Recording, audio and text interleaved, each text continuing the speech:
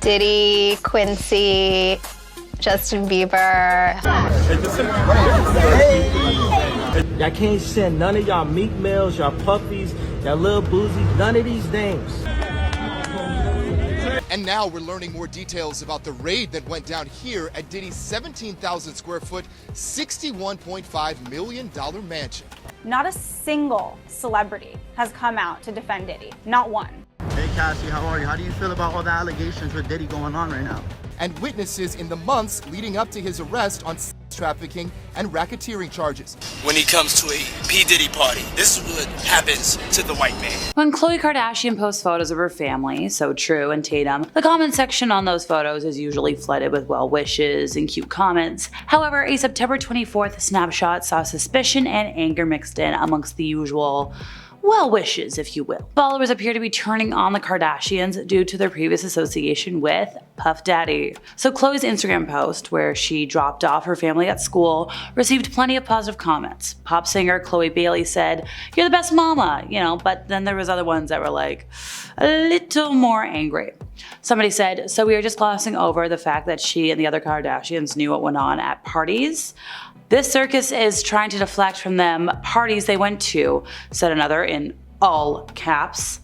So what parties are they referring to? Well, for decades, Puff Daddy parties were the place to be. From his annual Hamptons white party to blow-up birthday bashes, the lavish champagne and caviar-filled soirees were attended by, let's see, Jay-Z, Beyonce, Jennifer Lopez, Leonardo DiCaprio, and many, many more. For his 50th birthday, Puff Daddy partied with members of the Kardashian family, as well as Pharrell, Kate Beckinsale, Naomi Campbell, but we're gonna focus on the Kardashians today, folks.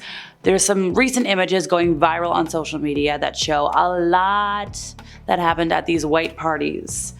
Specifically, there's one image where it looks like everybody in attendance is holding a big bottle of something fun, and you've got Leonardo DiCaprio having a good time, in good spirits, Mariah Carey's having a great time, and then there's one photo that stands out to me.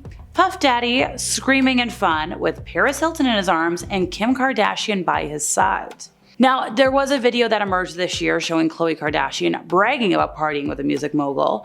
This was in an old episode of Keeping Up with the Kardashians. I believe the scene first aired in 2014, and it showed Khloe catching up with sister Kourtney as she unpacked a wild party with a bunch of friends, including Puff Daddy, Justin Bieber, and French Montana.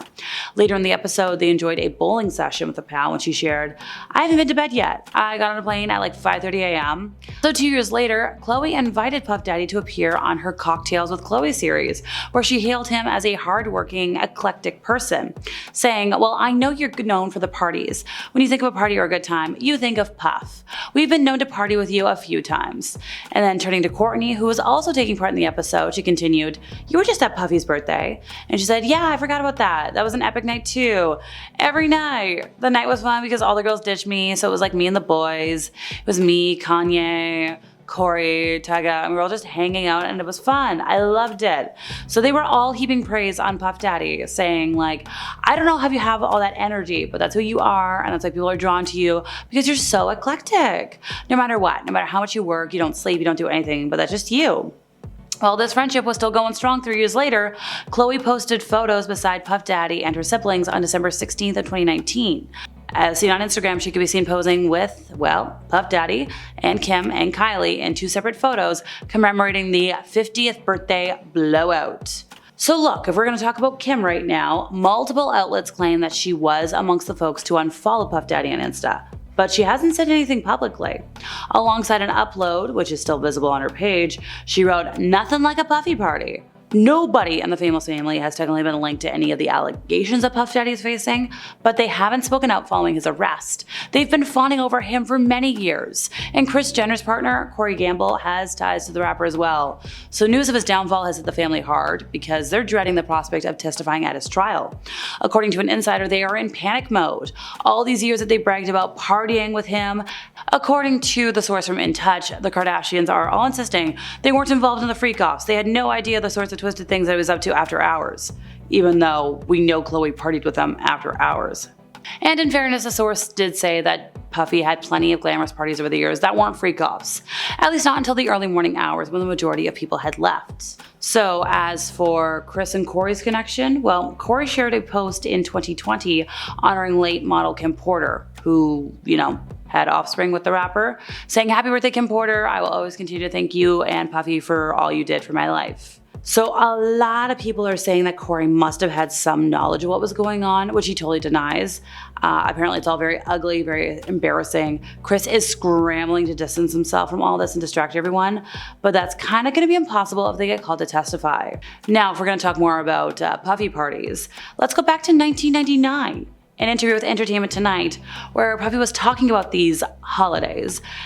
And back then he was saying, they don't want me to party anymore, but we're not gonna stop. We will continue to have fun, to unite people from all walks of life. And in that interview, he made a prediction that has come true, saying, you're gonna hear about my parties. They're gonna shut them down. Maybe they're gonna arrest me. They're gonna do all kinds of crazy things just because we wanna have a good time. He said, whenever you bring a different element into people's environment, things that broaden people's horizons, people get intimidated. It's a lot of people out there that feel intimidated by it. Now, he also joked about his tactics for keeping women from ditching these get-togethers back in 2002. It was an episode of Late Night with Conan O'Brien. And when Conan was like, hey, how do you throw a great party? And Puffy was like, woman, beautiful woman, of course. Beautiful men for the ladies, of course. You need some water. I don't know if you guys have noticed this, but a lot of ladies drink water at parties. So if you don't have what they need, they're gonna leave. Gotta keep them there. Need locks on the doors. Now, when Conan O'Brien was like, hey, that sounds dangerous, Diddy was like, nah, it's fun. Which, okay, that's not my idea of fun. So as allegations continue to surface about these infamous parties, it might be a while before we get all the details, because it turns out attendees were reportedly forced to sign NDAs.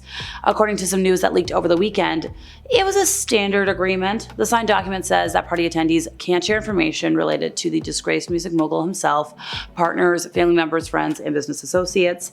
They also prevent signees from photographing, filming, or recording Puff Daddy or anyone around him without written consent. The document also names social media platforms in which attendees cannot post photos or videos of the Bad Boy founder without permission. Also, signees are asked to not give interviews, write books, or discuss anything about Puff Daddy or things seen at his parties. So it kind of covers anything that could get him into trouble. Granted, the NDA does eventually expire. The signed document is valid for the length of Puff Daddy's life plus 20 years or 70 years, whichever one's longer. Look, it's really a boilerplate NDA, but the basic gist of it is that anybody attending those parties needs written consent to share anything.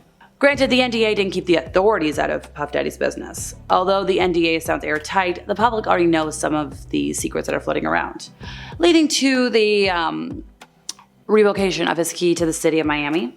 Apparently the city was like, yeah, no, with all this legal stuff going on, we want that back. Puff Daddy was first awarded the key to the city of Miami in 2015 after his former media company, Revolt, held the Revolt Music Conference in the waterfront city.